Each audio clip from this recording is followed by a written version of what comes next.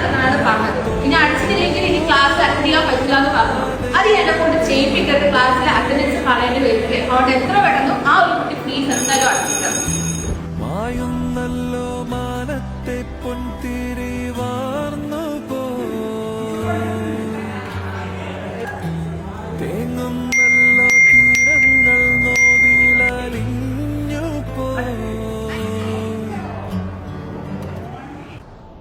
തന്നത്താനേ താരം വാനിൽ മായുന്നേ